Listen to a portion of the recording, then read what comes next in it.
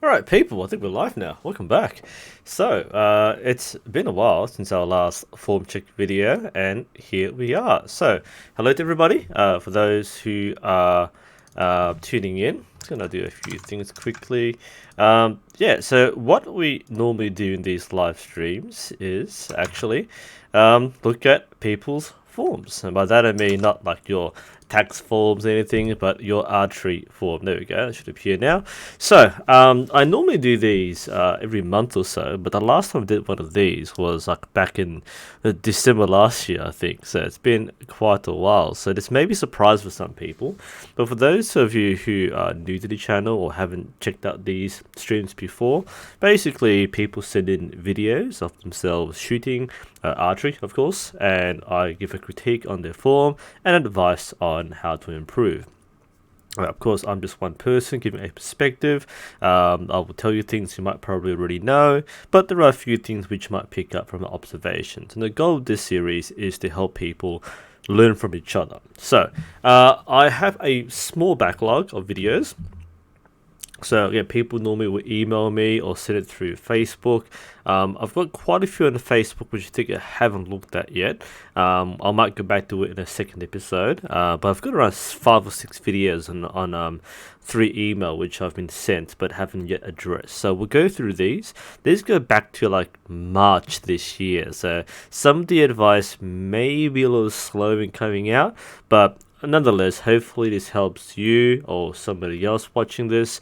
We'll look at different styles from modern Olympic to traditional archery to Asiatic archery. So there's a chance to get feedback for everybody. So as you watch this, if you have any questions or you want to have any observations, and this is a chance to ask, we might do a quick Q&A towards the end. This is mostly dedicated to people who sent in videos. If at some point during this live stream you want to get a live form check and you want to send in the video, feel free to do so. I believe my email address is in the description. If not, some will put it out there somewhere, and share a link with me or a YouTube link and we'll have a look at it. So without wasting too much time, I want to get through this fairly quickly so that we can get through all the videos. We'll go to our first video. This is from who's this from? This is from Simeon. So I'm going to read a quick description of what he's doing. He's shooting traditional.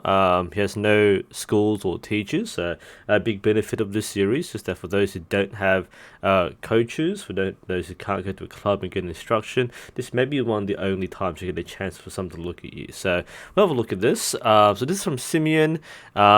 He is shooting a 35-pound longbow. He does string walking with 3-point anchor, thumb on cheek, index on mouth, and string on nose. So let's open this file. Let's have a look at Simeon and how he shoots. And hopefully the sound works well for you. There we go. So let's have a watch. It's a 1 minute video. Let's watch what he does.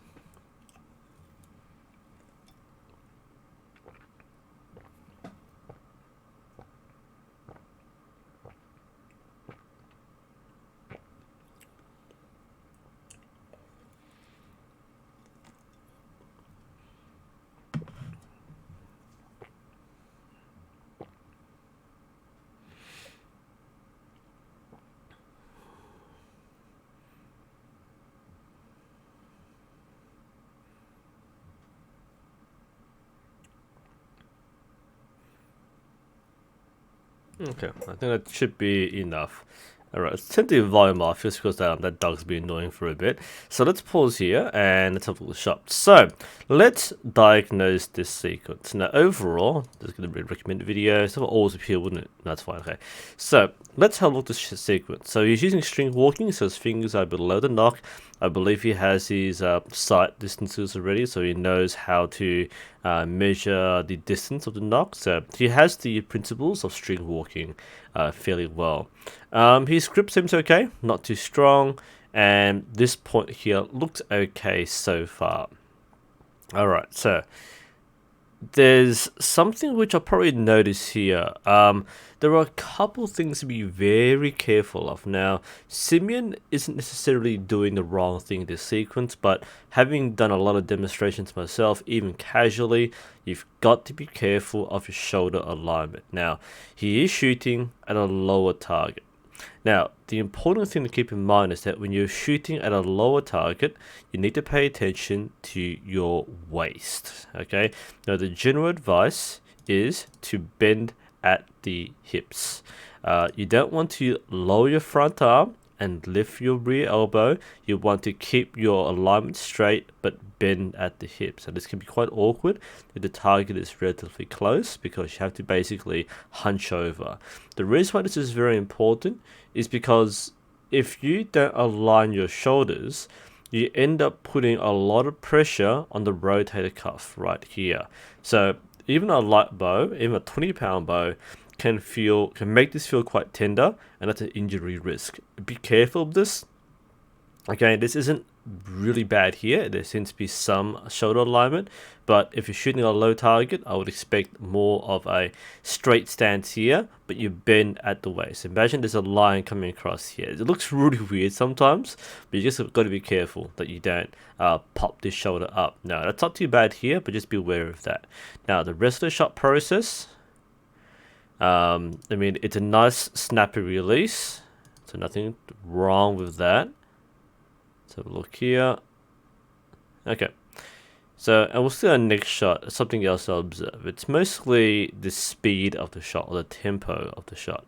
So what I find in this process, and this is my observation, it's a bit quick. Now, he has an anchor, so he's identified he has the finger on the corner of the mouth, the string, I think, on the cheek, and something else. It's a 3-point anchor, so he has a reference point.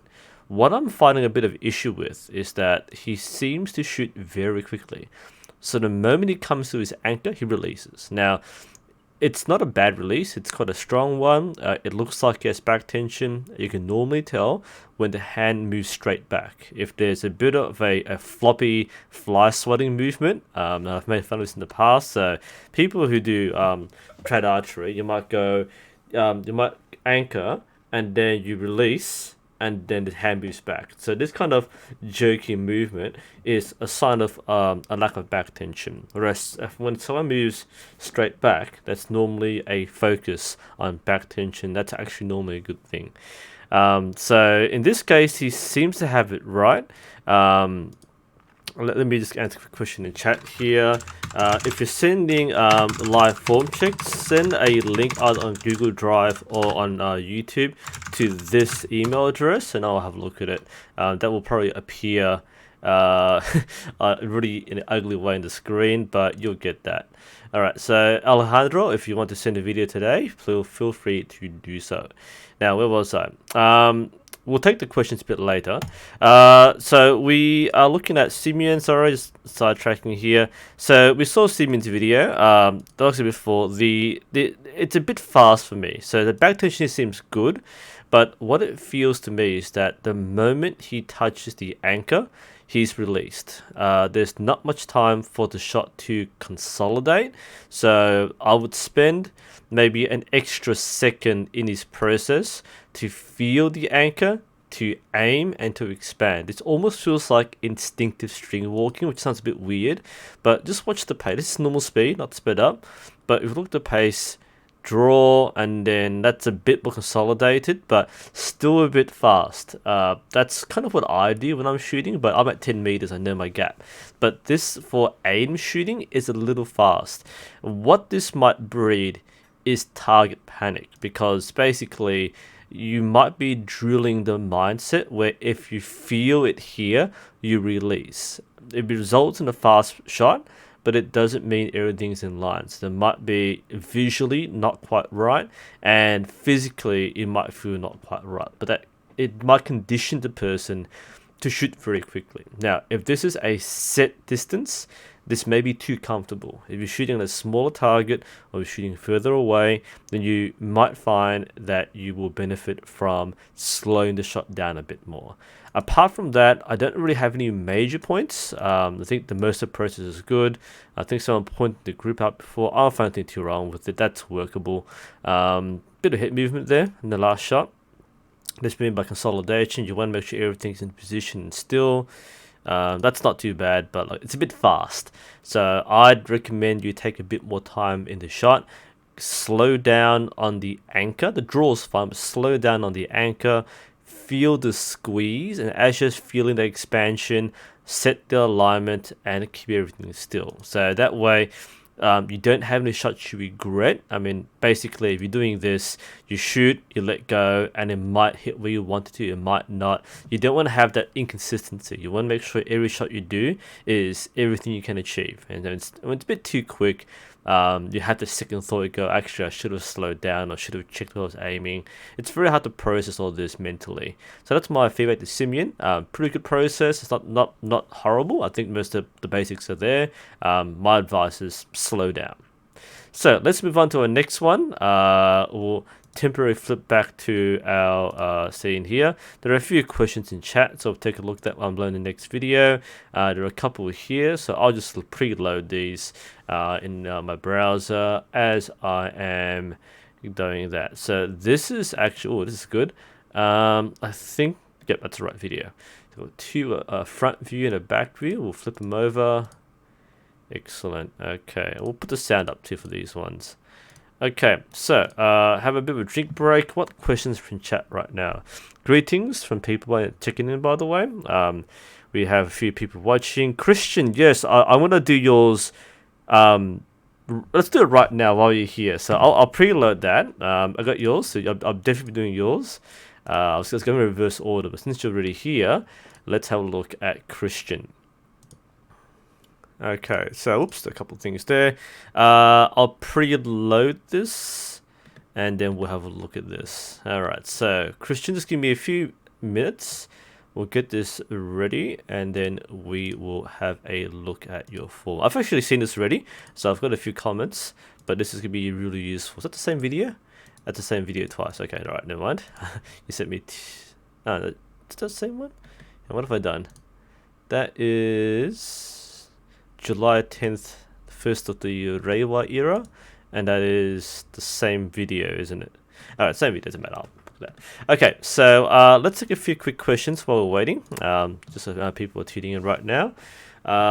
Today's drink, by the way, is Karpiko soda, or Karpisu, if you're in Japan. I grew to love Karpis when I was in Japan, and this is sold here at a very expensive price, but holy crap, this is amazing.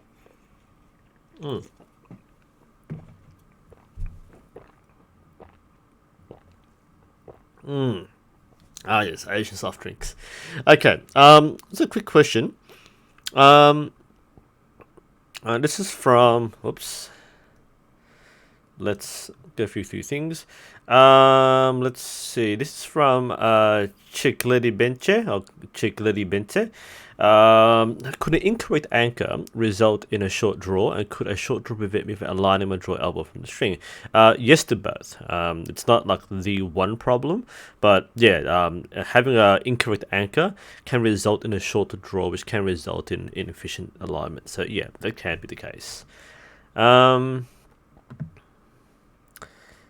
Let's have a look at Jared. What's the best shop you can buy bows from? There is no best shop. Depends on where you are, what your budget is, the shipping costs, and so on.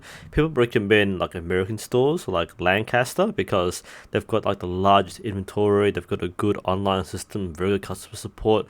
But you might not want to buy from America. You might want to buy from a local Asian store, for example. So there is no one best store. There are just lots of stores. So most online stores are reliable. When you're buying online for things like eBay or from Wish, for example, less reliable. But any official store is going to be good. Awesome Archer has a question. So can you define more about target panic? Okay. Good question. Sorry, I took my headphones off. That sounds weird with the headphones on. Target panic is a phenomenon where you can't control when you release. I've got a video on this already, by the way. Someone can bring just search up like R3 target panic, and I'm like first result or something. So target panic is when you basically premature release. So for example, you draw back, and as soon as you get in there, you let go. There's also the other version where you can't let go. You're on target, but you hesitate and you can't let go, and the shot goes bad. So basically, you panic on the shot. So instead of draw, anchor, aim, and release cleanly, it becomes like, Well, and you're like you're just double guessing, and you just jerk the string, or it might be whoop, just draw back and release right away. That's a very simple target panic explanation, and this is often brought by poor conditioning. So a lot of negative training, like snap shooting, can breed target panic. Trying to over aim can cause target panic, and sometimes just having a target might trigger anxiety where you're just double checking to see you're aiming in the right spot and you end up not shooting properly. There are ways around that, but as I was saying before to Simeon's video, what happened was he's shooting very quickly. That can eventually turn into target panic because the brain's been conditioned to not take time to aim. Instead, just go shoot, shoot, shoot. So there's no other options there. So that's what target panic is. That's from Awesome Archery then. Puka is natural for a fingertip to go a little numb. It can, especially if you're new to archery, you haven't built the calluses in your fingertips. A lot of people experience it. If you're wearing adequate finger protection, that will largely mitigate it. But after a bit of time shooting with finger protection, your skin will thicken up and you won't feel it as much. But many people the first time will feel a bit of numbness. That's okay, as long as there's no sharp pain. Generally speaking, wear finger protection, and as James mentioned before in chat, check your finger placement. If the string is right on the fingertips, that will cause more numbness. Try to get a deeper hook on the first joint of the finger. Sorry, on the first joint of the fingers rather than at the fingertips. A couple of quick questions as well here. Acriful. I would like to know, when do you recommend to buy a sight and a recurve? You buy a sight as soon as you feel like you want to shoot with sights. There's no real benefit to progress from bare bow to sights. If you want to shoot with sights, use sights as soon as you can. If you have one, put it on, use sights. I'm not of the mindset where you should be adequate with bare bow and then move on to sights. The different skills, you can always go between both if you want to. So don't hold off on a sight. If you want to shoot with sights, get a sight. Is that a question before? I saw a short bow one. I might have missed that. Wiziko, I've just bought a 32-pound bow and I can draw it fairly well for a whole minute, but my archery range only goes to 10 meters. My point of reference is extremely high. For 10 meters, really? Normally it's quite low at 10 meters. I'm not sure if it's 32-pound bow and you're shooting at 10 meters. There should be like below the target rather than high. I'm not sure what you're doing to be like high on target. But if it's 10 meters, then you get your reference point where it is. So you change your reference point based on your distance and your target size. So there's no advice to give really. Just do what you're doing. If it works, it works. And there we go. Sorry, Karina. What happened to bows too short? Nothing really. Short bows will stack a bit more. So what that means for those who don't know is when you draw a short bow back, it will feel stiffer and more difficult to draw as you pull further back. But the bow itself probably won't break. Now, if you're shooting a traditional bow, like a horse bow, these are often only made to be drawn to a certain distance. But most Western bows, most modern bows, most recurve bows can be drawn past a certain length. And that's completely fine. Then most of them are quite short anyway. But yeah, for modern bows, target bows, recurve bows, long bows, you should be okay. I'll be a bit more worried with horse bows, but only if like it's only rated for a certain draw length. Do be mindful of that. A short bow, however, can be drawn back fine. It's not a danger so much.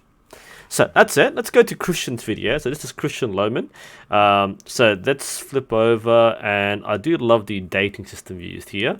This is July 10th, 1st of Reiwa. This is, of course, the new the new era name for the Japanese calendar now that the emperor has ascended. So let's have a look at Christian's form. So she's obviously shooting a Olympic recurve, win and win. Let's watch it for a bit first, and then we'll comment in a moment.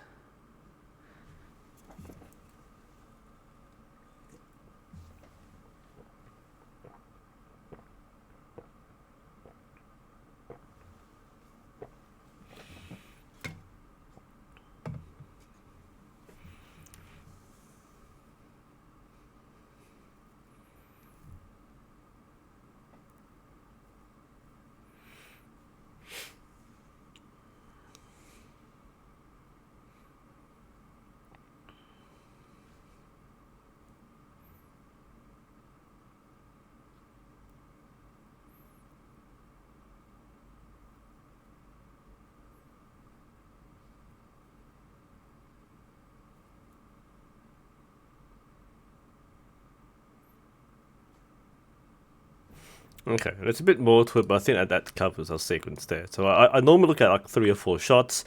It's not to see a pattern, by the way. It doesn't send me one shot, send me like a whole sequence, so I can see patterns. But I think that mostly covers. I think I've identified most of the areas. And Christian's in chat right now, so Christian, hopefully you're watching this, and hopefully you get a chance to benefit from our experience here. So let's have a look at everything happening here. So this is a quick equipment check. One thing I always try to figure out is there a clicker? In this case, there is, because usually you don't see the clicker. I just want to make sure that there is a clicker there and there is a clicker being used. This is a huge point to make, just because for those who are watching who don't understand why this is important, the purpose of a clicker is to indicate draw length. So as you draw to a certain length, you expand, the clicker clicks and you release. The clicker can make or break an archer. If you're shooting Olympic style, you basically have to use a clicker. That's like the guarantee, or a very high consistent point where you can shoot the same consistency or accuracy every single time. But people struggle with it, and this is an example where when I see someone who uses one, I can commentate more specifically. If I can't see a clicker, I have to go, are you using one? Should you use one? So Christian is using one, so we can definitely work with that. So let's go look at the video again. So headphones back on. I'm gonna actually hear the clicker and we'll hear it go. Hope you can hear it too. So let's see this sequence. Let's see a whole shot sequence. I'm going to slow it down. You just watch it start to finish. Okay, looking good. Okay, so this is, I think the process is very consistent. So the areas of improvement are the same for every shot. That's just a good level of trading where we can comment on your patterns rather than freak shots. So let's examine these things in the sequence. So let's start from the draw. Okay, now even before we start drawing, the grip here needs to be more relaxed. So what you have here, Christian, is a very open grip. Now this is good in the sense that you aren't gripping the bow. That's a really good thing. Where this could be better is if you let the fingers relax. These fingers are tense. You don't want tension in the hand, because this indicates that your muscles in your hand and the tendons in your fingers are extended, and that means, especially at long distance, there'll be more torque and involuntary movement. You want to keep this relaxed. So a relaxed hand, there are a couple ways to do this. I'm going to flip over back to my scene here. Where's my spare riser? I've got one lying right here. This. Okay. Well, I've got the right. Actually, I've got a grip here as well. Let's use the riser. I've got it at the moment. Let's drop Pringles and drop my Allen key set. I'll have to pick it up later. Okay, so there we go. So when you see Christian's hand, for those watching and for Christian, that's the grip that you're using. So you have an open grip. That's good, but a lot of people who start with this grip often keep it like very open. So the coach tells you don't touch the riser because you don't want to do this. So you go that, and that's also not good. It's better than this, but not by much. So that's a tense hand. Some people do this as a spear grip, so you kind of get that look, but a lot of people just do that. So open hand, but it's too open. It's actually under tension. You want relaxed hand. When you relax all your muscles in your hand, what do? That happens, right? That's tense. That's relaxed. Just try it at home. You're watching it. Just try it. Just don't do anything. Relax. That's a relaxed handshake. There's no tension in the hand. You're not even thinking about it. That's relaxed. You kind of want that for your bow. Okay, hopefully that makes sense to you, Christian. Okay, so instead of going like that and keeping the hand open, just let it sit there and don't do anything. Now, that's a very relaxed grip. Some people like to put the fingers against the riser. That's fine. You might find yourself squeezing it. That's not fine. But as long as you're not squeezing the riser, you can put it here. You can put it here. Whatever kind of suits you. Some people like to do it a little higher, depending on what the pressure point is on the grip. But you want the fingers to look like that. It's a natural curl when you relax your fingers. So that's the first point there. Now, the second point I'm going to make here. Let's go back to our scene. There we go. So that's the first thing, is that hand grip there. See a finger sling, that's good, but keep that hand relaxed and the bow will tip forward naturally. Now, that's a 4-finger draw, Christian. You know the standard draw for Olympic style is 3 fingers. I thought it was kind of weird here. Do you have more fingers in your hand than I do? No, that's a 4-finger draw. Keep that pinky finger off the string. All right, that is on the string. Not illegal, but that's bad technique. That string will catch on the string. It will make it hard to release cleanly. You want 3 fingers. That pinky finger does absolutely nothing to your process. So take that finger off. Not sure you do that for every shot, because that's a 4-finger draw. We use it for Slavic draw, for traditional Asiatic archery. We don't do it for Olympic archery. It just doesn't add anything to the shot. So now that one there, here we go. Did you notice this, Christian? All right, that's a 3-finger draw. Clean. That's a nice flat hand. Arrow stays on the wrist. Fingers are pretty well hooked. Fingers off. What's the next shot sequence? Let's see how often you do this in the sequence. That's off.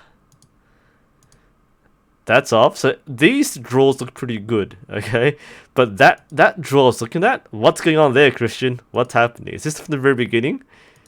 Yes, when you look at yourself, especially when someone's commentating live, yeah, that gets a little embarrassing sometimes. So, question mark here, Christian, not sure what's going on there. I think there were 2 shots where you did that. Yeah, that one too, okay. So, the first 2 shots you did that. I think the third one you stopped doing that. Yeah, so that's something to watch out for. That should not be anywhere near the string. That's a good position to be. Just curl it naturally. Keep it under the hand. Don't do that. It's fun. We caught the one time you did it. Okay, so keep that in mind. You don't want middle finger there. Little finger, rather. Let's go to a normal shot sequence. There we go. With a proper draw.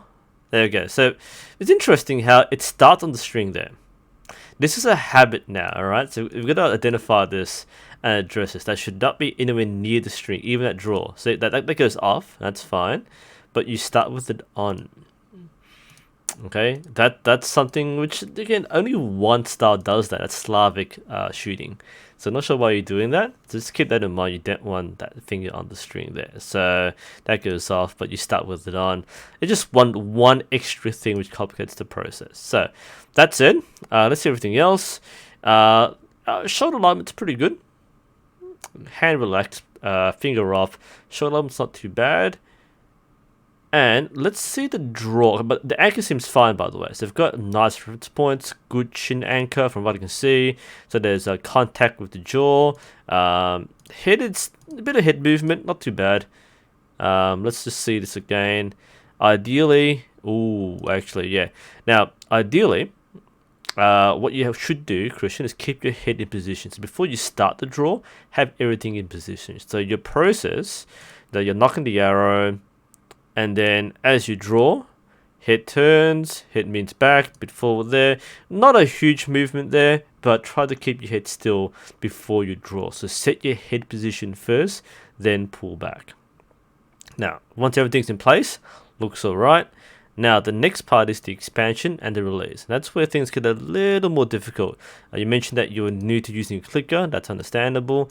So what we're trying to see here is full draw, and that's a bit of a limp release. So what you're basically doing here, it seems that you are at full draw. You know you have to get to the clicker, so you pull a bit further, and then everything flops. So I want you to kind of, if there's one more thing to address in this form check, that's another good look. Let's go back to our actual form here. Let's go look here. It is one thing I'll probably address in your technique and your process. That's probably where things went, need to be refined a bit more. So that one sequence, so 1 second move here, and then move. That's what you need to improve on. So I can't demonstrate because I don't have a clicker with me, or a bow, or placing a shoot, obviously, because I'm indoors right now. What a good learning. I love doing this because you can learn so much from other people. So, I don't have, I've got a bow here, I'm not going to use it right now, but let's demonstrate the idea I'm talking about. Get my headphones off, sorry. Okay, let's not destroy my camera. Okay, here we go. So, what we're talking about is that last squeeze. So, what Christian is doing in this sequence is full draw, and then he knows he needs to get through the clicker. So what he does is pull a bit further, like that. So draw, pull, and then boop, done. That's not how you want to activate the clicker. What you want to do to activate the clicker is squeeze your shoulders together. So instead of going whoop, and then draw, and then pull an inch, then release, what you want to do is get to your full draw, then squeeze. So this hand shouldn't move. This hand should stay in the same spot, not go draw, release, but anchor here, nice and tight, and then squeeze. squeeze. Now, it's gonna be painful, okay? Especially when you're not used to using your clicker, you're gonna push your back muscles. It's not gonna hurt, but it feels like you're working out. It's like you're doing a weight training and you're trying to squeeze an extra bit more. You're gonna feel it in your shoulder blades. That's a good thing, okay? That's what you want to feel it. Those are the artery muscles which you would need to work on and improve to build this level of consistency control. Otherwise, this is flop. So what happens is when you squeeze muscles together, when the click goes off, bang, because everything here is under pre-tension and pre-stress. Okay, so full draw, squeeze, click. That's how it's done. If you don't do that, you go pull and click, you have no back tension, and that means that everything is flopped. So the release is very active and conscious. Arrow will go left and right. You lose control of the shot, and this motion that you do is a giveaway that you're not using your back. You're using your fingers and your hands and your arms to power the shot. You want back tension. That's really the fundamentals of clicker usage. As you're new to using your clicker, that's what you need to work on, is making sure you activate the clicker not by pulling further, but by using your back muscles to expand, squeeze together, and power that shot. So that's what you need to work on in that regard. So that's the quick rundown on the shot process. Let's do a quick summary there. Oh, I can feel the back muscles there. I mean, even without pulling a string back, I'm just holding a riser. If you do this, you feel that. And maybe because I've done archery for years, I've got the back muscles there. But man, you actually feel that even without the muscle. If you have a stretching band, try it now. If you have like a latex band or elastic band, or if you just mime it, just work through it. Just go draw and then pinch your shoulder blades together. That's the feeling you want to have, and my goodness, that is quite a squeeze. You do this 100 times a day. Oh, archers, you know this, right? Kids, I know you shoot a lot. You probably feel the same way you do. You do a competition, you're 100 arrow, you're like, and then you like swear like 20 times, and then you do it again because it's so torturous to do this, but that's the correct process. So that's my advice, Christian. That's what you need to do. Sorry, I just knocked my camera there. Let me get it back. I've got a very loose cable, so this is going to be a little frustrating. There we go, go back. So that's what I advise. So one summary. So let's watch one shot process here. So keep the hand relaxed. I think someone mentioned the shoulder's a little high. Yeah, a little high. I'll probably lean forward a bit, drop the shoulder. Not my biggest concern, but that might be a thing there. You are shooting at a close distance after all, so keep the shoulder a little lower perhaps. Anchor's fine. Remember, pinky finger off the string, and this part here, see what I mean there? That small part where you expand, instead of yanking the string back and pulling it back with your hand, use your back muscles. At this point, what you should be doing is don't move the hand, squeeze the back muscles, let your chest expand and your shoulder blades pinch together, and that's how you expand. Okay, so you can see there's a bit of movement. That's the fingers push back off the anchor, you're pulling it back with your hand, and therefore the shot is a limp release. So that is Christian's feedback. Christian in chat right now, any questions, ask. That was my review for you. Hopefully that was good for you. Nice sequence. You're doing quite well starting out, and hopefully you find yourself improving a lot over the next few weeks and months. Alright, let's just set up our next video. Let's see if anything new's coming in. And drink.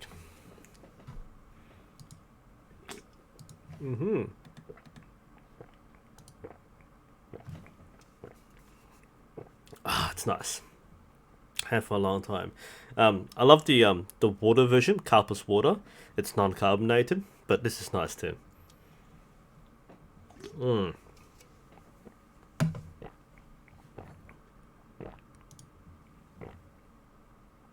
Oh man. Okay.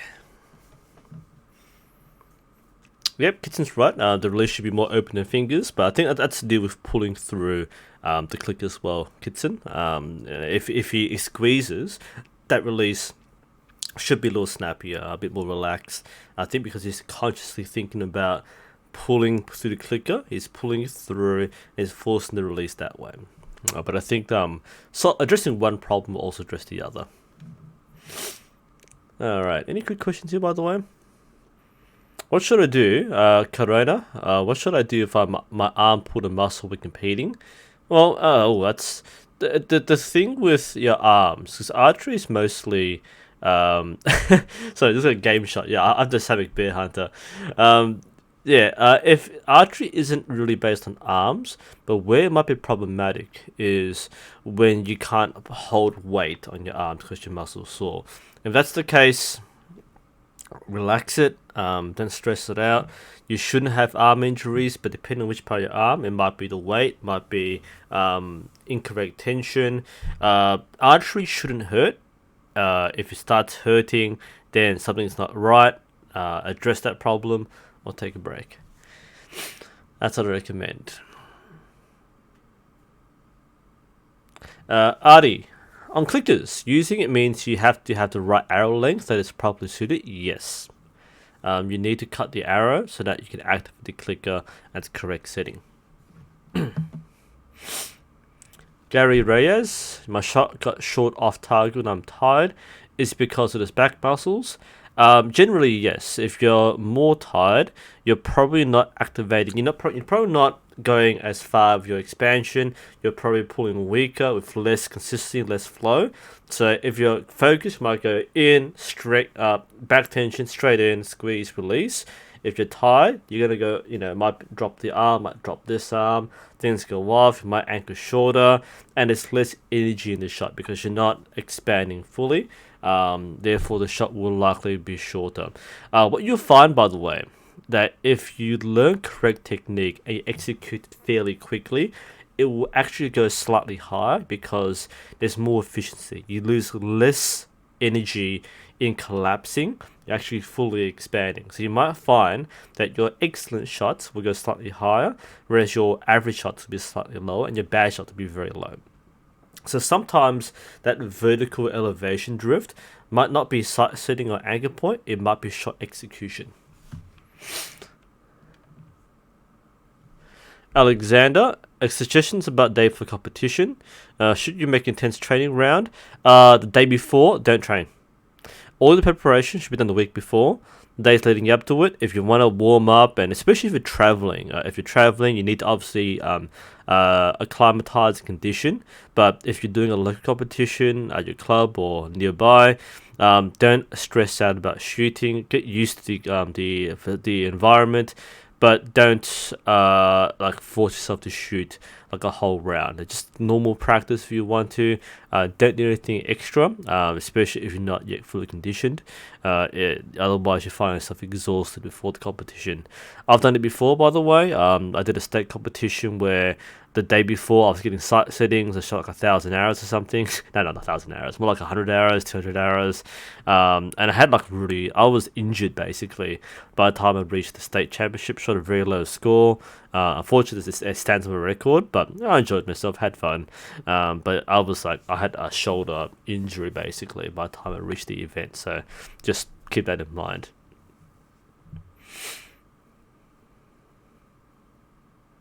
Mosca, the guy who pulls the string with his teeth. I can't comment on that because I don't do it myself, so I don't know about the armless arch and how he does it. That's an amazing feat in itself, and he shoots better than most people too. Ideal arrow weight. There's no ideal arrow weight for target archery. That's based on tune. Most people prefer slightly heavier arrow, like a 125 grain point or 150 grain point, but it depends on your tune really. Alright, okay, let's go to our next sequence because we've got quite a few to go through. That's not what I wanted. I wanted this one. This is from Christopher, I believe. That's Christian. Christopher. Chris. So Chris, I believe, is from Poland, if I'm not mistaken, and he's been on the channel before. We did a form check of him last year, and he sent this one early in the year, this year, to see how it's improved. So there were some things to identify. What did I identify, by the way? He's changed a few things, changed anchors, grips, and so on. It's been almost a year, so time for a form check. So 32-pound longbow. I remember with Chris, because he sent a video of himself shooting and with his girlfriend, I think, shooting. And I said his girlfriend was a much better shot than he was, so I'm not sure if he took it very well, but yeah, we learn from each other. So let's watch Chris shoot. Let's see how he goes.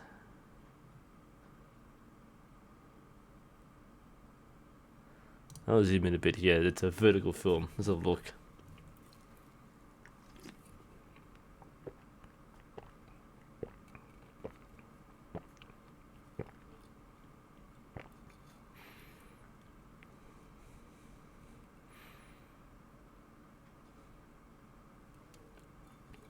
Not bad.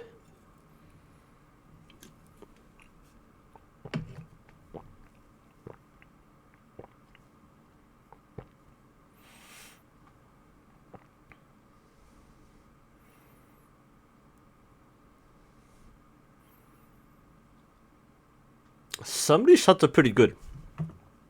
It's a nice sequence there. We'll do this last shot and we go to the back view. That's for the best shot in sequence there, and we'll explain why too. Let's go to a second one from the back view, and we'll see. We might see some giveaways. Yep, that's what we thought. So pay attention to this sequence. We talk about back tension a lot.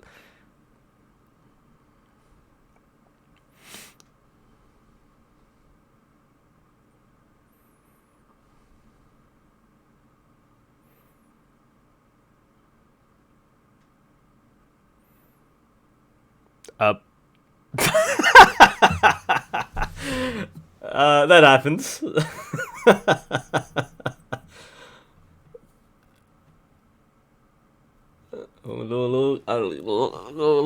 Confidence lost there, I think. Just make sure things are knocked properly. That's okay. Alright, I think we can diagnose that now. Okay. So, let's firstly check all the stance and everything there. Nothing wrong with the stance, I'm not worried about that. Oops. So, the first shot gives away the initial problem. Alright. So, seems he's shooting a slightly lower target or a distant target. His shoulders seem pretty good. Arms okay. His anchor's pretty good. There's a nice anchor in the corner of the mouth. That's strong contact. This I'm happy with. In terms of the anchor, that's okay. Nice hand position. So Christian, if you're still watching, your hand should be more like this. He's not using a sling or a stabilizer. He's got a weight here, but otherwise he's shooting bare bow. That's a nice relaxed grip there. He lets it go quite nicely. So the positioning, so stance is pretty good, hips are alright, shoulders are pretty good too. This is more evident in the back view. If you go to the back view, you can see the shoulders align quite nicely. So this is pretty good. Front shoulder is down. If you're shooting downhill, not sure, the camera might be angled, but that's pretty good. That is nice. You can see too, it's in line with the arm. His anchor's pretty good. This is pretty good. That's a little open there, I think. I will not that. Oh, he's moving his hand. It's funny how you pick up all these like mannerisms and people shoot. Everyone has their own mannerisms. Oh. I didn't see that in the other angle. Is this something he picked up between the shots here? What does his front hand do? Let's go through the last few shots. There's, I think this is in sequence, right? So let's see what does his front hand. A bit of a twitch there in his hand. That's not a good sign for an archer. You don't want any movement in the hand, especially that one. Let's see if it's the best shot. What does it do with your hand? A bit of a clutch. That's after the shot, doesn't matter. But before the shot, bit of a movement there. That was interesting. The next one he drops, but there's a bit of movement, a bit of a twitch. That's as a coach, I would like smack your hand with a ruler, because you don't want that. You do not want that. That will change everything. That is going to cause movement, and it does.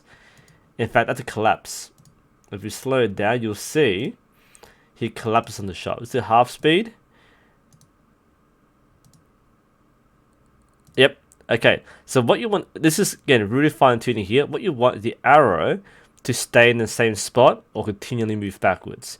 if the arrow creeps forward, that means you're collapsing. You've lost the muscle, back tension, and the shot will be weaker. But I just find it interesting that his hand like kind of twitches here, and instead of going backwards, watch, boom, there we go, slight collapse. It might be a muscle thing, might be a target panic symptom. I don't think it's target panic, but that's also a symptom of target panic when you can't maintain full draw and you collapse in the shot. So we release this on the collapse rather than on the expand, so it's lost all of the energy here. Let's go watch the previous shot with the same thing. Fascinating stuff here, right? So let's watch the full draw on half speed.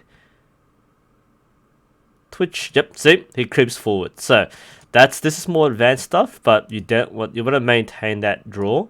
So draw, that's collapse, let's move there. So there's a bit of movement here. It might be driven by the muscles fatiguing and you're creeping forward, or it might be you're actually involuntarily moving your hand. It's moving the bow. The bow is moving.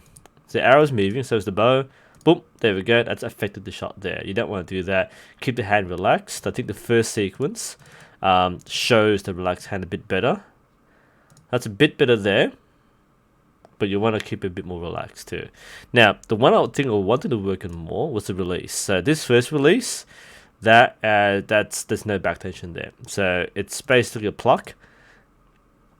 So that movement there of the hand, for those who are watching who are new to this, that hand movement where you pull back and you go, that's the pluck. So instead of having a clean release, the fingers come off the string naturally, you pull and then relax.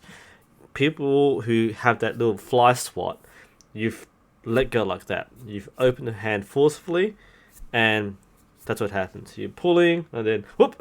That's what you do. Try again. Are you watching this? You have like an elastic band or something, even if it's a small, wristband like this. Just try it. If you relax, if you pull, don't break it. But if you pull, and then you just relax your fingers, you go straight back. Right? That's pretty simple. But if you pluck it, you're gonna go pull, and then it'll come off to the side. You're not gonna, because your fingers open up and it comes off to the side. Same thing with the bow. If you release to the side, full draw, pluck. You don't want to do that. You want to do clean, squeeze, straight back. So there were a few shots where he did do that, especially the last few. So this last one, he looks pretty good. That's a pretty good release. Okay, it's a little pluckish, but that's a much cleaner line. So that probably came out with more speed, came out better, so probably came out straighter. That's pretty good. His second last time was also quite good. So good anchor. It takes his time. That was actually pretty good. No, that's the same shot, sorry. Yeah, well, that's the one before this. There we go. Yeah, so that's not bad. It's more compact, bit of a drop. But that was more or less straight back. So that was kind of more of what Chris wanted to achieve. He definitely does not want to fly swat. So this is, yeah, you don't want that movement. That is a pluck. That means you've dropped back tension. It's kind of like giving up on the shot. It's a bit of a flourish, but in not a good way. That is kind of like, you've gone here, whatever. All right, so you want to keep focus all the way through, tense, and then compact release. Otherwise, whew, that's a lot of flies being slotted down there. So that's what a lot of people in the beginners do. I think he's improved a lot since the last video last year, but it's also something to pick up on is that motion. I think anchor's fine. Most of the shot process is pretty good. Just quite shot for that hand movement and the collapse. So keep the shot going all the way through. And this one here is something that's definitely very conscious. Don't do this. So just relax the fingers. If you use the correct back tension, you're going to find yourself releasing and opening naturally. If you think about it, you're going to go, let go, let go, let go. That's what happens. Okay, hi by the way, the people in chat right now. I think a few of us are joining us at the moment. Let's see, some other questions. Jerry Cho, do you have any shaped PVC bows? I haven't. I don't have any PVC bows. Open grip can cause the bow to drop from the hand. Yes, of course. You're not wearing a sling. Xander, welcome to archery, of course. Kevin M, have a hit up Gary Shine. Yes, he's the Santa Claus of archery. Extremely strong warbow shooter. Definitely check out his channel. Hi Pizza Wizard. Hi Vahi. Hi Ethan. Hi Rocket Star Me. Yeah. And I think did Charles have a question? I might have missed it before you go. I can't my bow to the right during expansion and can't figure out why.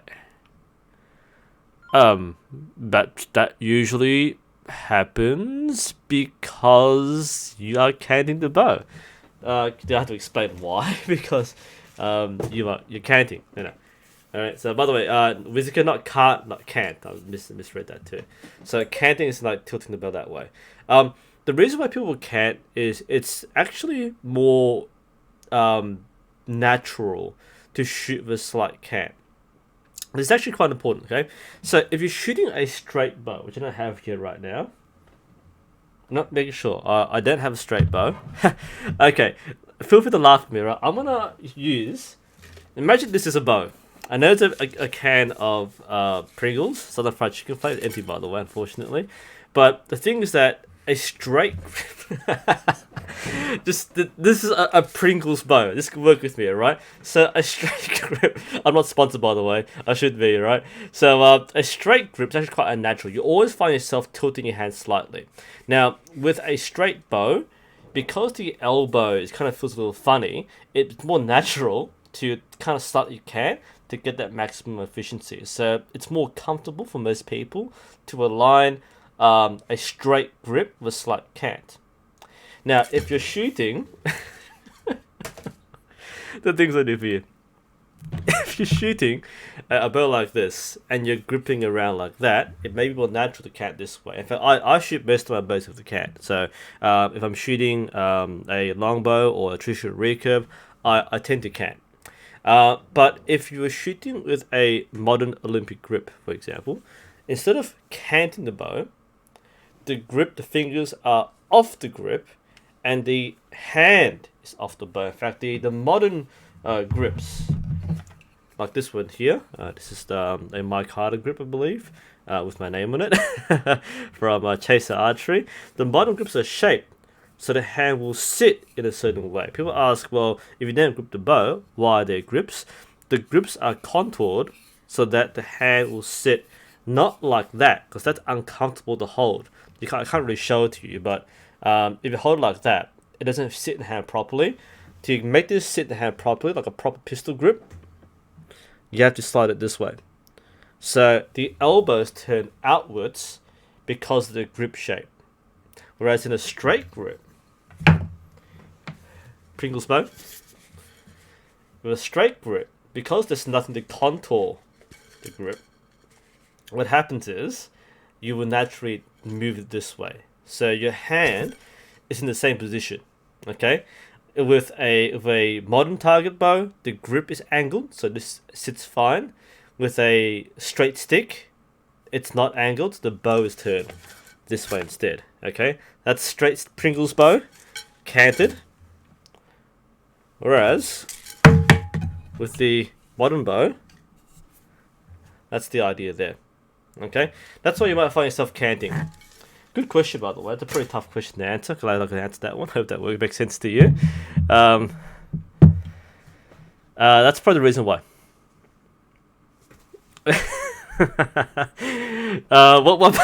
What pound is the Pringles bow? The Pringles bow is firstly vegetarian. This is 134 grams. So that's probably the draw. I'm not sure what the imperial measurement is. I'm pretty sure it says in ounces somewhere, right? Oh crap! There's actually some Pringles left in here. Yeah, it's a 134 gram bow. Some can do the conversion. I can't convert to imperial, but that is yeah, Pringles bow. All right. Risto has a question. When will the Yumi bow be? When will be Yumi bow purchased? I'm not buying a Yumi bow, but if someone's to send me one, sure. That'd be cool. That'd be nice to shoot a Yumi. I've held one, haven't shot one before. Let's see. Artie, proper string release. Looks like this one is the most difficult thing to master. Yes, the string release is one of the things which is very difficult to master. And this just having a coach is very useful. It's very hard to recognize a good release. A coach can tell you what a good release looks like, but to recognize it yourself, you need someone to observe for you. Vahi, can you give some convincing reasons I can tell my parents to join the archery club? To let you join or for them to try archery? Either way, it is a sport that will train discipline, focus, and concentration. It is a very good individual sport where it allows someone to achieve personal goals. It allows people to exercise their perfectionist streak.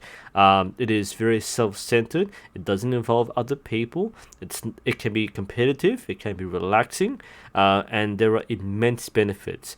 Especially, it's also a fairly inexpensive sport. There are very few ongoing costs, and it is one of the safest sports in the world. Very few archery injuries happen, and it allows you to also connect with historical practice as well. So, lots of things. If the thing is too dangerous, it is not, because remember, a lot of people think archery is war because bows used in war. It is a sport, and you don't shoot at each other. You are shooting at a target.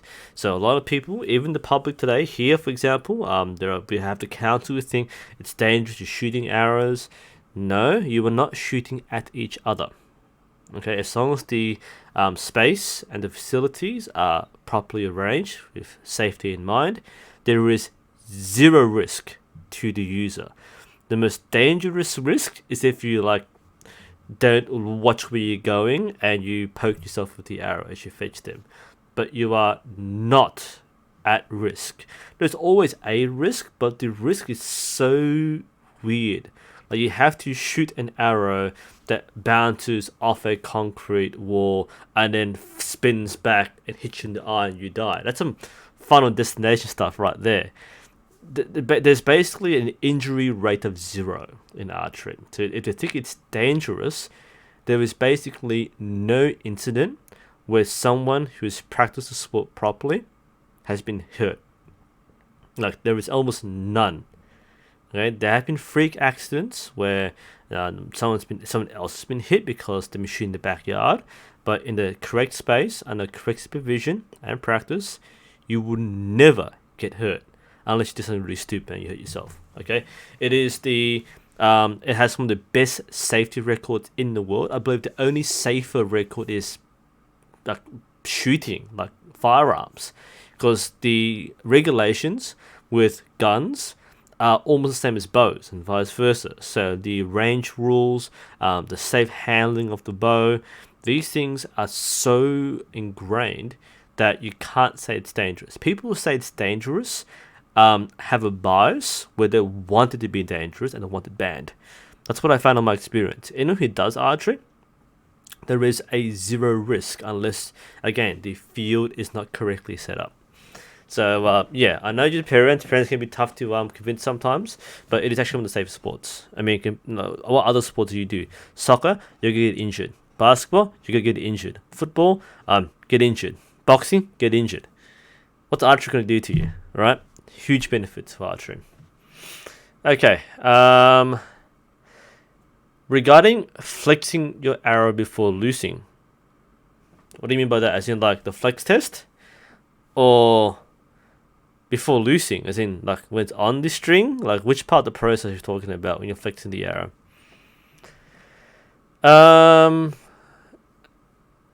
Let's see, a couple of quick questions here. Alexander again. A friend of mine got pain in his left thumb, of all things.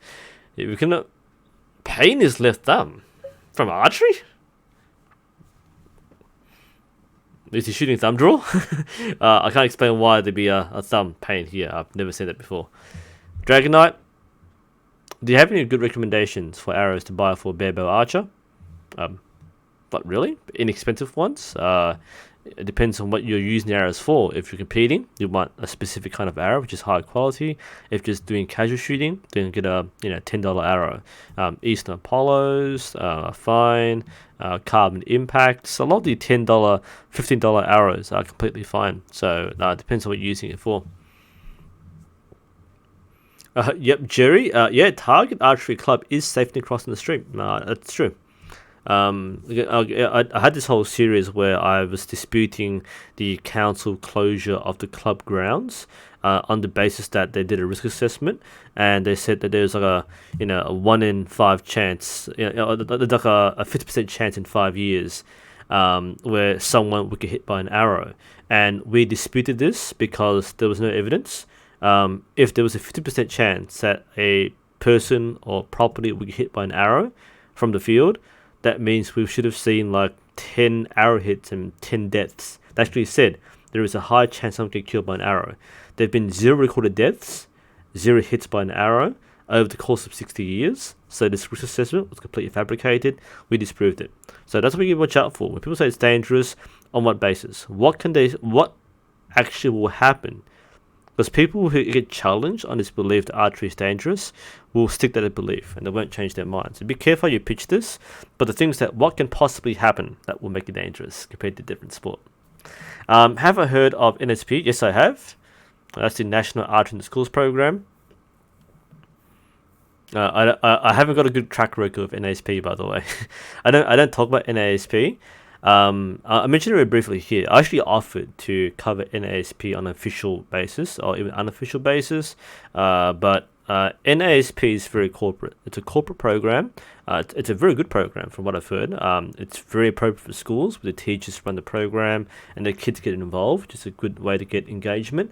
So NASP is a school program, but it's also very corporate heavy. They don't want their brand to be used by other people. So basically, if I talk about NASP in my videos, I will be sued. Let's put it that way. Okay, so it's not. I don't talk about it. I have been blacklisted for no reason. I didn't do anything with NSP. What I did was I offered to. This is years back. And I was in contact with some state NSP coordinators. They use my videos as a reference, but NSP is corporate. They own copyrights. They own their own program. Like you can't mention like their 10 steps to archery success. That's a copyrighted thing. You can't mention it. They said, look, I know who you are, but remove everything from your anything that you mention. Remove it, otherwise we will use our lawyers and we will address this problem. He also, I think there was a contact in Australia. So there's an Australian program, which nobody does, by the way. I've never heard of it before, but there is an Australian version of NASP. At the time, the state, I think it was the Georgia state coordinator. He was a good guy too, by the way. He's a really friendly guy. He forwarded my contact to the Australian coordinator, but the president and founder of NASP said he forwarded to all the people on the executive, including the Australian coordinator, said blacklisted my email, blacklisted my name. If I do anything, I'll be threatened with court case. So I'm like, okay, fine, I'm going to talk about NSP then. I never speak to NSP again. This is kind of strange. I offered, but they want to keep their own secrets. It's up to them. Not my problem. So back to the question, Xander, the flex test. The reason is you want to check for arrow damage. So often with carbon arrows, you will have impact damage. Firstly, the arrow decelerates a lot on impact, which means that the carbon fibers might start to split. Additionally, especially when shooting very accurately on close targets, the arrow impact will also cause damage. So whenever you hear that sound, like something's like snapped, check that the carbon fibers haven't snapped. It's usually quite audible. Usually, even a glancing blow can result in the fibers cracking. I have had an arrow split on me in flight. It is absolutely terrifying. That's why you do a flex test. Otherwise, the arrow will snap, and that will cause horrendous injuries because the carbon fibers are flying everywhere. I was lucky; I wasn't hit by the arrow, but the arrow will snap on this flexible node. So, if you suspect that there is damage, or even just a casual check, just flex the arrow. If you hear any cracking sounds, arrow's gone, don't use it. Alright. Also inspect the arrow visually to see any cracks. All right.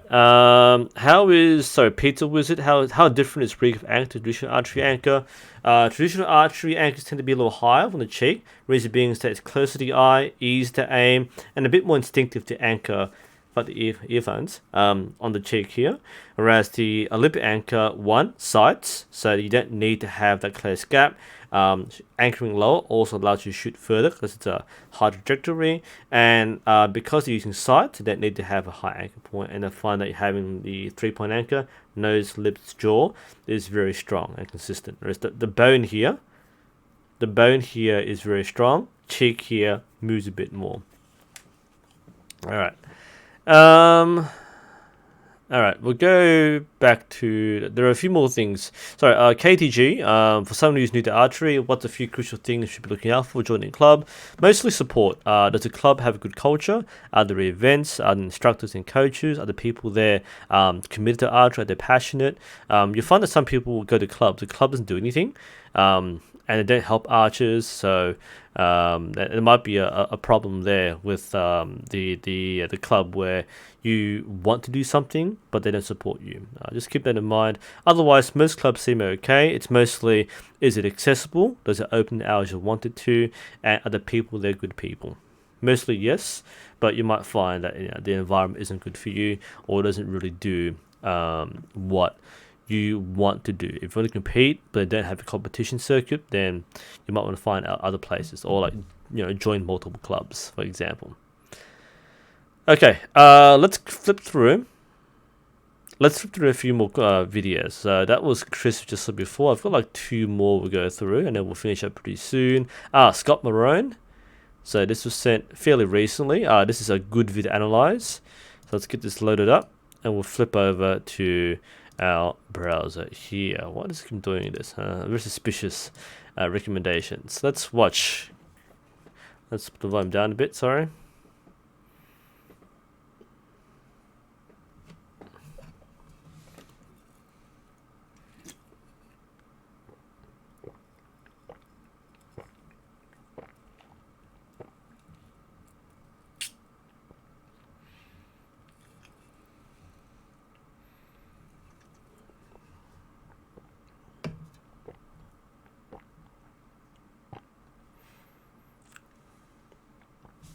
By the way, the first 2 shots, something was loose. That didn't rattle, so that was probably fixed. For those who are wondering, there's something loose here. So if you see this release, something's loose. What is loose doesn't matter, but I'm curious what is loose. Something is loose there. Might be a screw. Doesn't matter. We've gone past that, but bows don't sound like that. The funny thing is, once you do enough archery, you can diagnose what's wrong with a bow by what sound it makes.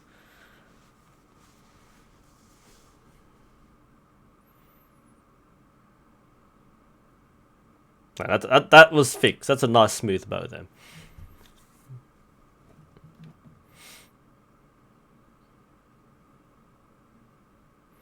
Okay, this might be the best angle to analyze. The back view? Oh, there is a back view. Alright, we'll sit there. Well, I think most of us watching can probably see some of the major areas of improvement. So we'll address them as we go. Okay, and at the back view, they will confirm what we already know. But it's all sorts of a back view as well. Okay, so let's address the biggest one there, and that's the expansion of motion. So Scott is basically going through the right motions. Don't say, oh, this is a horrible shot process. He's a learner. We all learn from somewhere.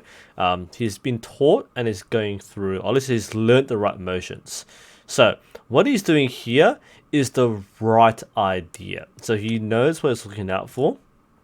So he knows that he has to keep the elbow turned out. He knows that shoulder has to be down. He knows that he has to anchor. He knows the elbow must be pointed upwards. So he's been taught these things, or he's learned these things. I guess where it's coming down to is he's working through the process in broken steps. So each step is one thing at a time. Especially this last part. This is where it gets a little tight because he knows he has to expand the shot. So he knows full draw and then expand, squeeze the back muscles together. But in doing so, the motion is very exaggerated. The shoulder comes up, the arm goes down, and it comes up like that. So the back muscles will show this as well. So he knows what to do. Everything's turned correctly. Check, check, check. Anchor, and then huge expansion. So this is the right idea, but it needs to be heavily refined. Now, when people do this, hey, it's a legend. Quiver, I got that too. So when people do this, we don't say it's wrong. Okay, this is someone who might be doing archery for like the first month or two will probably be doing something like this because they're trying to consciously think back tension, back muscles. So what should be happening in the sequence is a lot more of a gentle move. So instead of a wide gross motion, it is a fine motion. So that's a bit too much rotation there. Okay, so what should happen is this should stay still, and these shoulder blades should squeeze together in the middle. So there shouldn't be a rotation. So up to this point here, I can't really show you, but you want to pinch these two together equally. What Scott does, you can see the shoulder pops up, this comes down. He needs to remember to keep on pushing outwards and squeeze more gently. So there's a lot of excess movement in the process. Well, not just from the back view, we'll see a similar story happen. That's probably the one thing we'll focus on the most, is try to get everything right. So he's double checking everything. What he should do here, leave the elbow. I'll explain in a moment why. And also like draw the correct spot here. So it's drawn too low and then he corrects the elbow. You want to make sure it's right first time around. If you make a mistake once when you learn, that's okay. But after a few sessions, you want to make sure it's the same spot each time. From the front view again, we'll use the lower view. There we go. So the same thing here. So let's start with the draw. Alright, that's not too bad. I recommend for most people watching this, you know where, lead with the elbow. So instead of drawing with the hand, draw with the elbow. And what that means, I'll just show on camera very briefly, is when you have the string pulled up about here right now, but this is what I do. I'm pulling back instead of pulling with the hand and coming in like that. So pulling in, so people go draw, then anchor, and then expand. So you have this 1, 2 movement. In this case, for Scott's case, it's like 1, 2, 3, 4, 5, 6, 7, 8, 9, 10. So it's hard to do this when you're focusing on only anchor. So you're meant to go anchor, but you don't realize that the rest of the arm has to do the right thing. So instead of drawing with the hand and pulling it back like this, what you should do is imagine the elbow is pulling it back. So draw with the elbow, not with the hand. The hand will clamp down one position, and then you go this way. The elbow will keep things aligned in the same spot. Okay, so that's one thing to keep in mind. Now, the other things that Scott's doing, they include things like the elbow. So you want to ingrain as muscle memory that when you anchor, you keep on using your elbow to guide the shot. You don't want to go low and then go, oops, high. Right, I've seen a few people do this. It's a bit of a tick, I guess, a physical habit, but you want to make sure that it is in line every time. You need to practice this hundreds of arrows per week. Otherwise, that's going to cause a lot of problems for you. If someone's coaching you intensely, they'll say start again. If this isn't right, start again, get it right. That's what a good coach would do. They'll make you get it right. If you're training by yourself, then you've got to get this right. If you feel it change, you've done it wrong, start again.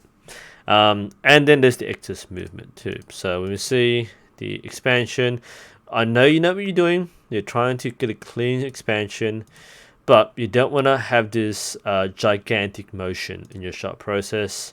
So what you should be doing over here, instead of going anchor, then go whoop, boom, like that. Go for a single continuous motion. So feel back tension, come in, and then squeeze gently, come through. Okay, draw, squeeze, slight. It's very slight. Don't move. Think of it as an internal motion. That's what most systems could describe it. The expansion is internal, not external. So you shouldn't see expansion. You should feel expansion. If you see it like that, that's too much movement. If you see it gently, because at the moment I'm expanding, you probably can't see it. All right. So full draw, expand. Very slight. It's like a millimeter or so.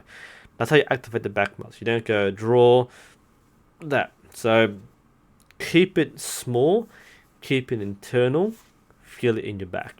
So the steps are there, but they're large gross motions, which with practice should become finer over the next few weeks and months. So that's my feedback for Scott. I know people think there are a lot of things there. I'm not too fussed about the huge number of things. It's mostly you got to worry about this fine thing. So make sure you anchor in the right place. Make sure your elbow is in the same position each time. And make sure that you try to use small movements rather than huge big movements. Alright, chat, what's going on here?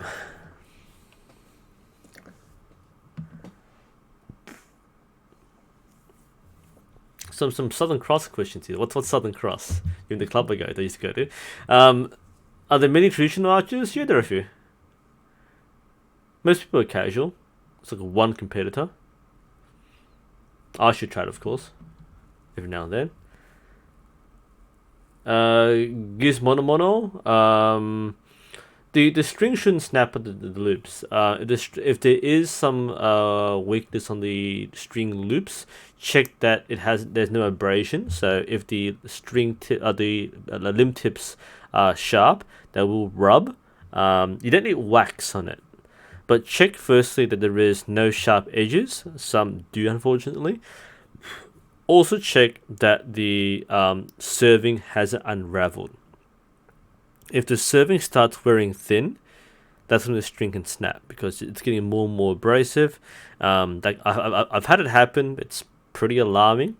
It's surprising more than bad because it doesn't destroy the bow. The bow will shoot fine. The string's completely gone. But do keep that in mind that they just watch out for that string loop. A video, these 3 fingers under the arrow is often used for beginners because it's easy to aim. Also used for string walking. So people actually aim, have a sight setting by measuring how far down the string they go. That's why they use the 3 under method. Vahi, can you use recurve bow limbs on a compound bow's grip? No. The attachment point is different. A recurve limb will not fit on a compound bow. Some compound bow designs are some recurve bows are repurposed from compound designs, but they're not interchangeable. Kevin, the Southern Cross have a draw weight limit. The draw weight limit for the club is the same as all Archery Australia clubs. There is a 60-pound maximum for compound bows. There is no limit for recurve bows, but there is a 60-pound compound maximum. This is mostly for, I guess, people who shoot hunting bows. Target bows don't go over 60 pounds. They might go close, but above 50 pounds you're losing efficiency. But for hunters who want to shoot very powerful bows, you can get like really heavy hunting compound bows. So there is a 60-pound limit for compounds. That's for any Australian club. Okay, I think we'll do one more thing. That was Scott. Just gonna make sure I delete these so I don't lose track. I've done Chris and Simeon. Let's do one more. I might have some on Facebook. Might do a different time. This is Sean Casserly. I think I've done it before, actually. This seems familiar to me. When was this sent? This is sent in March. I didn't do a form check in March, did I? Oh, no, I haven't done this. Matt Sean. Right, I remember Matt Sean. Yeah, Matt Sean, you're here, right?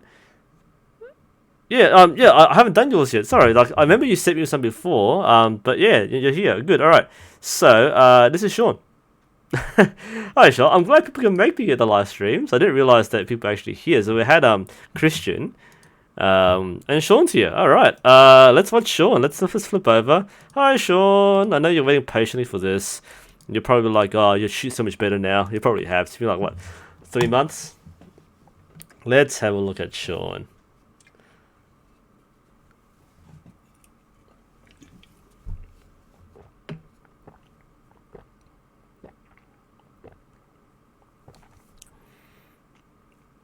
That's pretty good, by the way.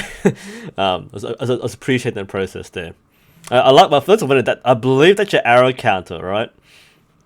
Those are wondering, like people who train seriously in archery, have to maintain arrow volume. So if I'm correct, let me know, but I'm pretty sure that's a counter. So whenever you shoot, you count how many arrows you have. In fact, I've got one right here right now. I don't use it, but if you're serious about training, you definitely should do it. Here we go. So you want to have one of these. This is an XS Wings one, but you have an arrow counter. So the reason is, like it's part of a training routine. People who seriously shoot, like you're gonna shoot like 1,000 hours a week or 500 hours a week, and even people who travel will have to maintain that. It's the same as for any sport. You have to maintain strength and conditioning. If you don't maintain a certain arrow count, you will start to lose conditioning. It is as Sean has confirmed before.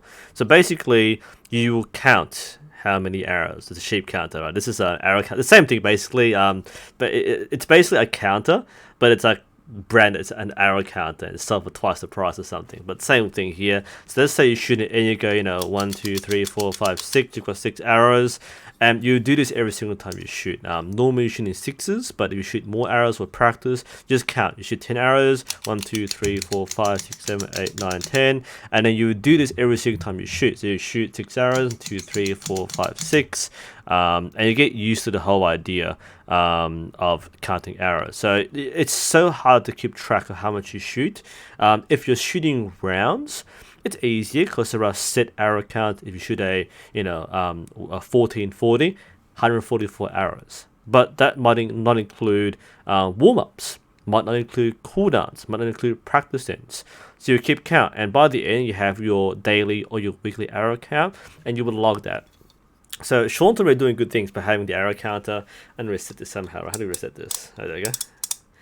There we go, 0. Got it for free, by the way. Some XS Wings. I bought like a shirt from them. They sent me like a pack of like spin wings, not spin wings, like XS Wings. And they sent me like a bunch of like free stuff. So I got a couple of these for free. I didn't want these, but I got these now. Got 2 of these. Got one over here, I believe. So 2. And I got this. I got like 20 of these key rings. So they really want to promote the stuff there. I don't use XS Wings anymore, but I love the XS Wings. I'm using regular Vanes right now, but when I get a chance, going back to use the XS Wings because they're really cool. Yes, Kitsen's good as right as well. Yeah, you want to use counters for fitness as well. Yeah, if you're serious, you want to keep track of what you do. I'm a little off my competition form, so I'm like, maybe 100 a month. That's pretty bad. I've taken a month off, so I feel pretty awful about it. Pretty useful too. Like I shoot like AGA. I don't count my arrows. I do like speed shooting, so you kind of lose track of the arrows as well. But it's really important to keep track of that. We'll take the questions a bit later. Christian, by the way, waxing. Wax on the string is fine. People find that mostly the wax on the string is already tense, so it's easy to get it rubbed on and it's nice and lubricated. Some people also wax off the string because they want to get the individual strands lubricated. So in that case, most people do it on, but you can also do it off. Depending on how much coverage you need. I think the inside coverage when the most abrasion occurs is important, but you don't really need to do it that intensely. I mean, I don't wax my strings. By the time I remember, I make a new string. But yeah, if you're not making strings, then you've got to make sure you wax it at least once a week. Let's keep on watching Sean, because I kind of distracted by his arrow counter there, or his sheep counter. They're all the same thing. I believe that it's an Eastern Jazz. That's a WNS Alpha, I believe, I'm guessing. Forged Alpha, right? Anyway, let's have a look. Not bad.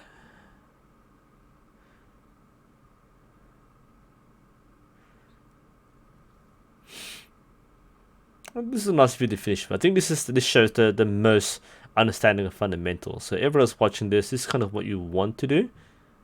The process here is very strong there. That's pretty good. Ooh, a bit of wind there, I guess. Can't fault you for that one.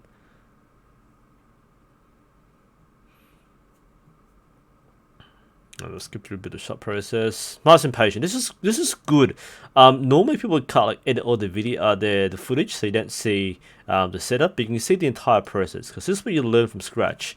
Like people go shot, shot, shot, shot. This is good. This is patience, and this is underrated. People don't comment enough on that patient process. The coaches will. All right, so this is an excellent process. Christian, if you watch this, all right, this is what we'll learn from Sean here. So Sean's our master for tonight. So pay attention to this process. This is classic training. Okay, so before anything, there's a calmness and stillness. There's mental preparation. So Sean is focused. He's going through the steps in his head. He's clearing his head, and he's going to go through the process in one motion. So before he begins, he sets all his things in place. That's a good move, by the way. So breathe in, breathe out. Shoulders level. Excellent mental conditioning here. Alright. He gets the hook right and the grip right here. Alright, so he's checked this. Excellent process. And then he adopts the set position. This is, people don't do this in archery enough. People who are learning this is so important. What people do, I'm going to take my headphones off. It's actually such an important thing people don't do. I'm going to grab my bow.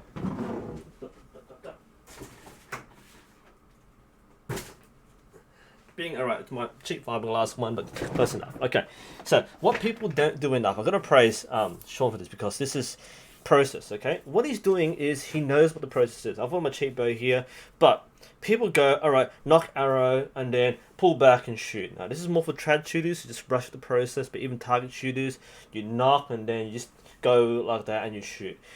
What you need is a step-by-step process, but you smooth that in one motion. What it's going through is classic training. So everything's relaxed, settles, kind of looks at the target, looks away from target, looks at the target, whatever. Clears his mind when he's ready. Everything's set.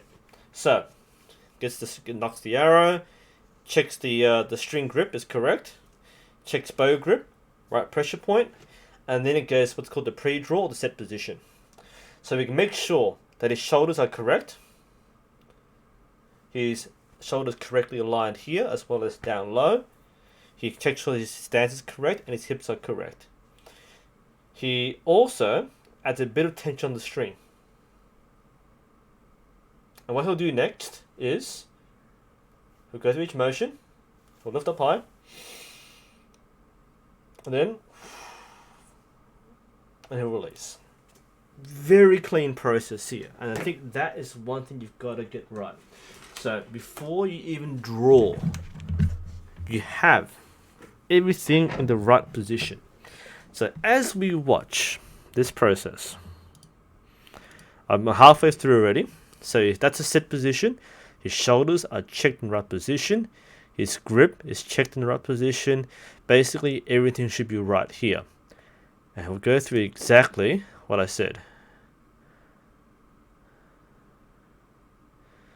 Okay, that's basically a minimal movement for each step. This is a refined process. So those who are watching this who are starting out, this is very good.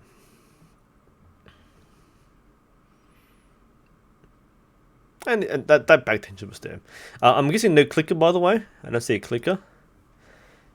That's fine. Your form is pretty good. The clicker will help you out once you get used to it. But that's excellent. This is good process. Again, I can't overemphasize process. It's not the result, it's the process, and this is good process. We can pinpoint certain techniques, but the process is what drives it. And this is going to build more consistency, taking your time for each shot instead of shooting shots really quickly. I might cover this in a separate series, but one of my fellow club shooters is fairly new. He is more of a quantity shooter. He's a quantity. His mentality is if he shoots, especially now it's winter, we have less daylight. You want to shoot lots of arrows, so he gets more conditioning. He's not very strong upper body, so his idea is shoot lots of arrows to get more conditioning. I told him off for it because his shooting was crap. He was spraying a target. It's actually really dangerous because he was missing so badly that he was hitting like the door of a roof or something. It was I was freaking out. I was actually oh, there is a clicker. Okay, cool. Yeah, I was freaking out because he is like a 20-meter target and he missed so high. I'm like, what are you doing? But I told him off because he was just shooting really quickly. I said, no, go through process. Process is extremely hard to train because people are impatient. People want to shoot many arrows and quickly. That's why when come and try, we keep people shooting as fast as possible. But when it comes to training, slow the hell down, people. It's not a race, it's not a sprint, it's a marathon. And if you want to get each shot consistent and correct, you must follow each step the same way. This is the antithesis of dynamic shooting. This is dynamic, but it's meant to be each step is repeatable. 1, 2, 3, 4, 5. Pre-draw, right? Pre-draw. Up, down, release. That must be repeatable. So as Sean mentioned, he's being trained by one of the best coaches in Ireland. I can believe that. You can see when someone has been coached. Big contrast there, and that is excellent so far. So anything else can be. Like, I know this is being a lot of praise. Now this isn't praise. Praise is when you say, "Good job, keep trying, keep it up." What I'm saying here is I'm reinforcing good things that he's doing. Because criticism doesn't have to mean pick up bad things. Praise is when you say good things for encouragement. This is feedback. Feedback can be constructive, can be positive. There's no reason why I can't say all these things are right because he clearly has been trained correctly. There's no point nitpicking on small things. I'm a teacher, trust me on this one, right? I don't want to just say, fix these 5 things. Oh, actually, I do with my kids. But with my students, when people do it right, they need to be told they're doing it right. Now, Sean, in this case, has a very high starting position. If he's coached to do so, I'm not going to say it's wrong. To me, it's a little high. A lot of people do this. To me, it's a little high. Some people do this. The reason why I say it's high is because, at best, depends which system you use. Okay, just bear in mind too, there are different systems and styles. So, what I want to point out is this might be wrong to some people, but right to others. I'm not going to say this is wrong. Okay, the reason being is that conventionally, if I was coaching, I'd probably say that's a little too high because I think it's drawn a little too far. Is a little too high. I feel that it's more coming downwards rather than upwards. Yeah, this is the critical feedback here. What I might recommend, I'll just use this as a reference point here. I'm coming back with my bow down here. It's gonna get my head down here for a bit here. So, this is what I think is happening from my observation, and what I think could happen. So, what Sean is doing is, again, pre-draw. Very strong. I was stand up for this one, sorry. Okay, so what Sean is doing, bit of pre-draw. Very high starting point. Glasses there. So I can't do it. I wear glasses. I'll smack my own glasses. But let's go a little high, okay? So high, and then finds his anchor here. And the reason why this to me is not my best method. I think there are people do it differently. The way most shooters do it, they'll start between, let's say, nose and eye level, not above their head. Some people do this, more of a kudo sort of style, right? But I find starting at this point, so having here, not pulling as far back. I think Sean might be pulling a bit too far back. So when he gets here, he's basically already at his anchor. Okay, so he's so far back here. Might be camera angle, I don't know. But at this point, it feels like he's more like coming down and then touching his anchor. And that might cause problems with the expansion. What I find you might try, don't quote me on this because your coach will teach you better. But what I might teach myself or my students is start a little less. Keep your arm around nose to eye level, and focus more on pulling back that way. Okay, so you might. I'm looking more for start here, and then in, compared to start up here, and then come down. People do it differently. Nothing wrong with that method either. So okay, don't say my method is correct and your method is wrong. But that's what I would probably point out as a point of feedback for Sean. It looks like it's a little high. It's above his head. Again, normally it's about kind of face level, nose, eye level. That's quite high. Some people do it this way. Some pros do it this way. But I feel that there's not much backward movement. I feel that this is very much like Kyudo style. So it starts high. It almost goes nearly straight down. There's not much backward movement. It's more downward movement. And the reason I'm worried is that there's a clicker. I hear it now. I had the clicker. There's a clicker. You're right. Yeah, I find that if you think you started less, drawn less, start lower, and have more of that horizontal movement rather than vertical movement, that might get your anchor and expansion set a bit easier. There's a bit of movement in your expansion, so start high there. I think there's too much finding the anchor in terms of like where's your hand exactly. Whereas if you draw backwards, you can probably see and feel the string coming back, and you hit the anchor point. Whereas I think here there's a bit too much unguided movement. And just one more shot here. Overall, this is a good shot process. This is more advanced training. This is what I would teach someone who's been for like 6 months to a year. Probably more like 6 months, but this is a good process. Again, high, comes in, bit of head movement there from the anchor point. I don't mind a bit of head movement. If it helps, it helps. But I find that's why I think that horizontal motion might be more. Cause it's a bit unguided. Where's the reference point? And then yeah, it kind of finds it. Yeah, I find that you might want to try what I said before. Maybe start a little lower. Don't pre-draw as much, and try to get a smoother expansion going. That's the main thing I would say. Maybe draw weight 2 is a little higher, but that's, you know, you get used to it, that's fine.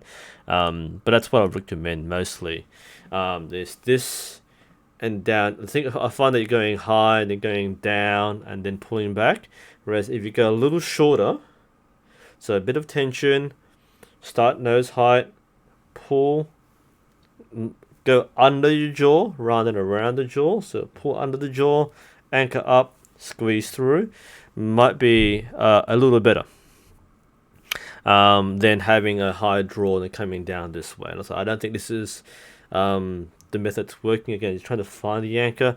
The thing I was going to mention before too is some people have a half draw, so they've got a secondary anchor. So you kind of draw part way, and you might feel your hand on your nose. So draw, and then go under, and then shoot. So draw, under, shoot, or draw, anchor, shoot.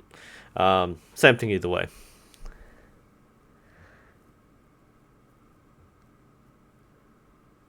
I thought Sean was like completely like yelling at me there. That's good. Yeah. Like I said, I'm not saying that's wrong. It's just my observation. Often a different perspective there. What I missed in chat, by the way. But yeah, otherwise that's actually a really good shot process. Like I said, if it works for you, keep doing it. That's just my perspective. Not saying I'm right or wrong.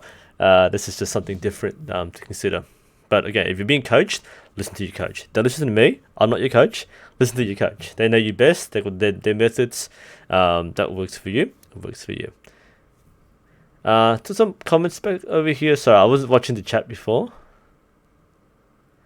But yeah, like I said, it's very clear that Sean's being coached by a good coach. I know people talk about praise before. I'm not a huge proponent of praise. Praise has its place, but praise should not be used in place of feedback. Praise isn't feedback. David, should a beginner start instinctive for Bearbow Olympic? As an absolute beginner, if you've never done a bow before, learn bare bow. Don't worry about instinctive. Just learn bare bow to learn how a bow works. Learn how the string works, learn how to release. You can learn a bare bow. Once you do that, you can choose to go Olympic or shoot bare bow. Instinctive doesn't mean everything that's not Olympic. Instinctive is a style of shooting where you don't really aim consciously. I don't recommend instinctive as a beginner method. If you want structure, you need to have bare bow. All right, you don't want You don't really want to say instinctive, because instinctive is the least repeatable and least reliable. It's not a mindset where people can learn. People kind of, when people learn instinctive, they're more like self-taught archers who think they're doing it right, but they're really just chucking arrows. I'm not saying this is a criticism of instinctive shooting, but instinctive beginners, I find some of a crutch when people say I'm learning instinctive, but they're really just doing whatever they want to do. But I wouldn't say learn Olympic either for a beginner. Just learn on a traditional bare bow or a beginner bow, and then choose which discipline to go into based on what you want to do. If you want consistent, repeatable, competitive shot process, Olympic style is more suited. If you want a bit more natural style, a bit more dynamic shooting, lean towards traditional bare bow or modern bare bow even.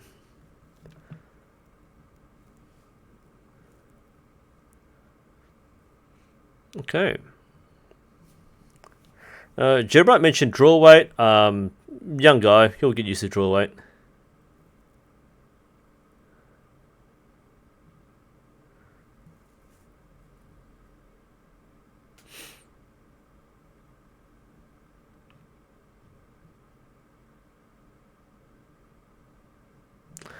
Yeah, that's basically it. Oh, yeah, a bit too much demonstration on the bow there. Front shot is killing me.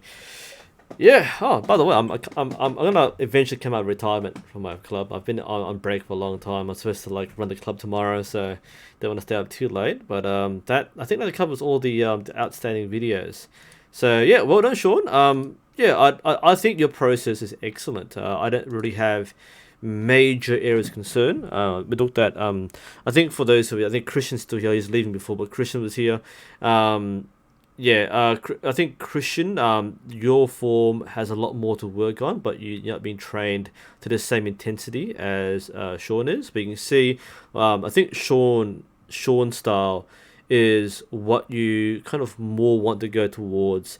If you get more coaching, if you have something to teach you, you will eventually do what Sean's doing, have more step by step process, but execute it smoothly. I think I really want to thank Sean, by the way, for sharing the video. It's nice to actually finish on Sean's video. It's nice having people who are at different stages of their archery journey, so you can see where people are up to. I think again, thanks Sean for sharing that. Like I said, excellent process. You've been trained well. Keep doing what you're doing, and you'll improve. Like I said, if you find that it's a bit too high, find it a bit hard to anchor, maybe try a different anchor point or try a different starting point. But if you've been trained this correctly by your coach and it works, do what your coach says. Always listen to your coach. The worst you can do is listen to some random guy on the internet telling you to do something different. Don't do that, guys. Even in chat, like people say, do this, change this. These are perspectives and opinions. Doesn't mean they're right. Doesn't mean you should listen to us. I said before that if you have good guidance, listen to your mentor. They're the best people. Otherwise, there's me. All right. That said, what else can we cover? We'll do about maybe 5 more minutes, and then we'll polish it up. We'll take some last questions here. 16 pounds, Sean. Yeah, that makes sense. Okay, that's very light. Nah, that is very, very light. George Reddy, how do you motivate yourself to keep doing archery? I'm the worst person to ask right now. I've left archery for like a month or two, so I'm kind of out of archery. For me, like, I'll explain why I kind of left archery. It's causing stress for me. All right, archery should be something you enjoy.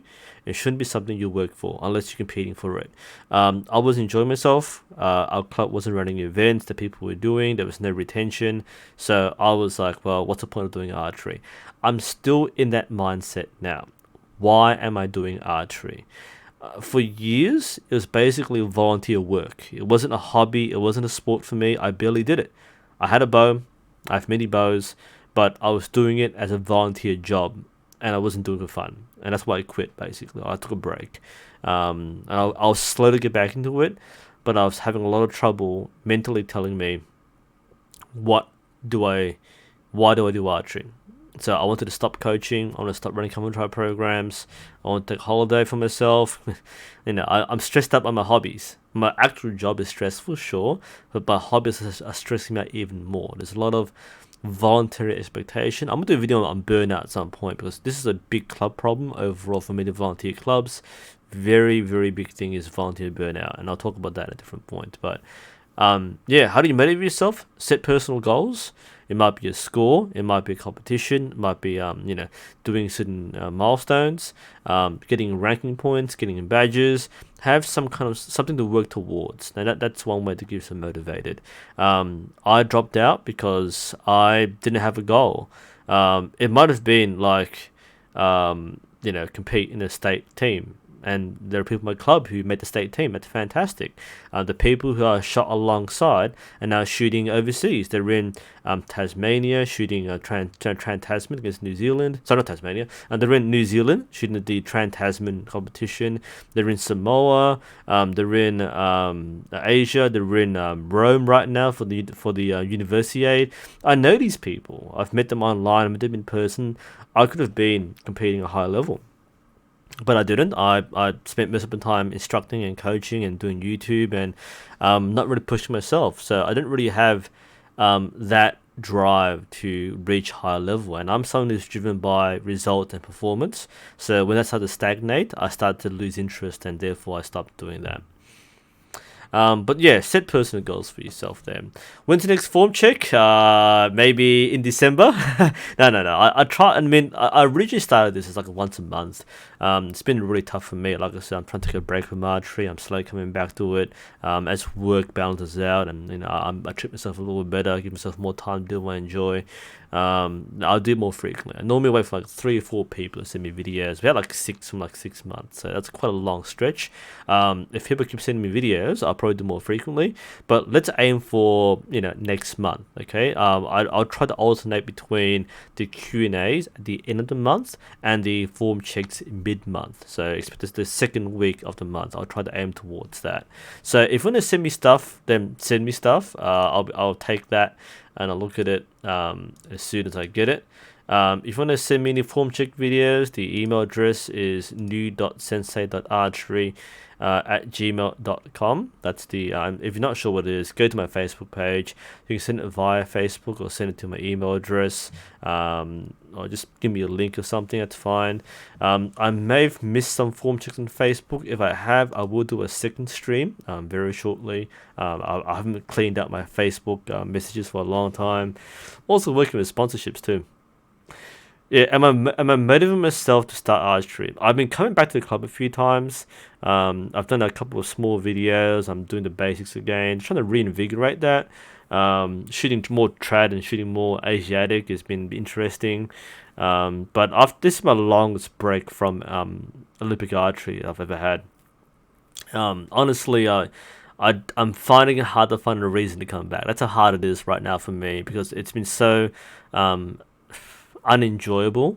The years of that sacrifice to put your own interests away to help build a club, it's been very draining, and it's finally caught up in me. I'm not in the best state of mind and the best kind of lifestyle right now, so a lot of complicated things.